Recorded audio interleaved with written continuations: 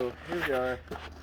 We're going to go ahead, now we got the coolant system disconnected, we're going to go ahead and pull the carburetor and air filter assembly on here.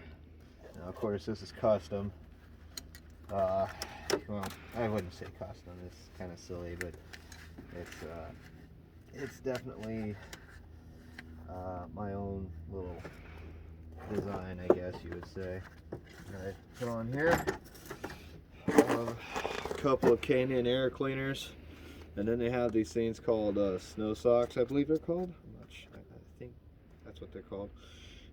Anyway, I throw those on there, and then to get my carburetor vent tube, because normally it would go to the airbox on your snowmobile, which it would be experiencing the vacuum that the motor would be pulling from,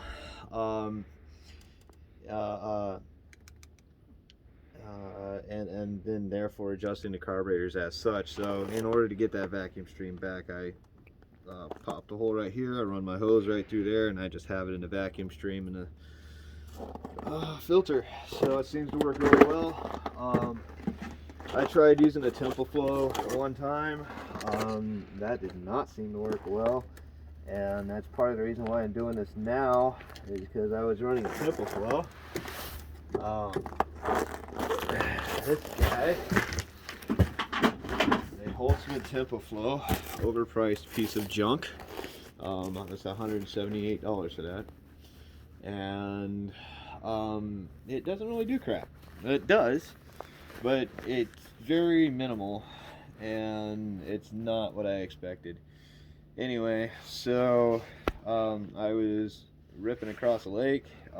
There's this vacuum line here that plugs into the top of your carburetor hat, and it popped out and caused my sled to go dead lean. So pouring a cylinder and causing other damage. So that's why we're doing this. Anyway, that sob story aside, I'm gonna get back to fixing it.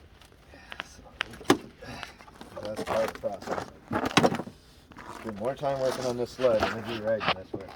But she's gonna be really dialed in when I'm done, I guess. Just kidding.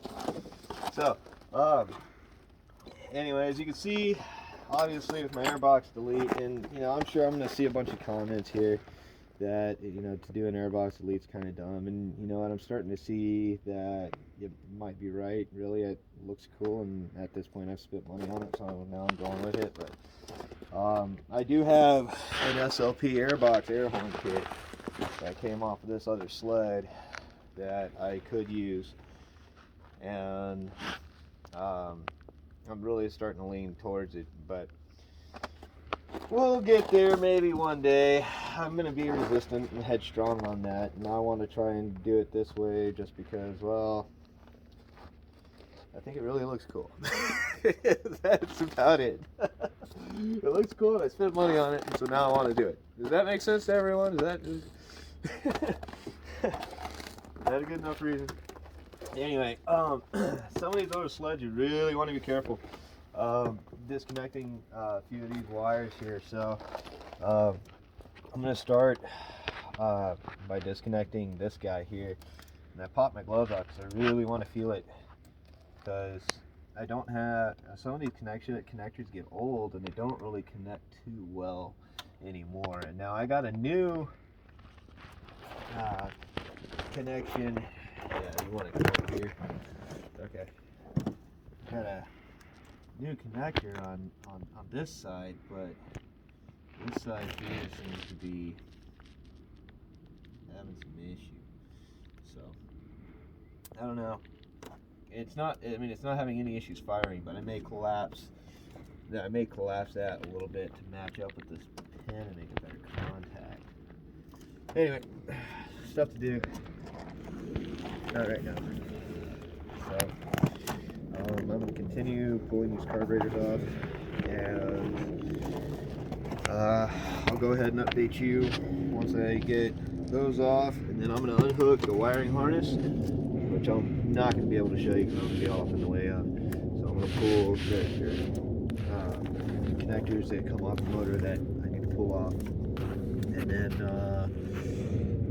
so we'll pull the cars, we'll pull the wiring harness, we'll pull the VES valves, and we'll pull the exhaust manifold, and then we'll get back with you after that.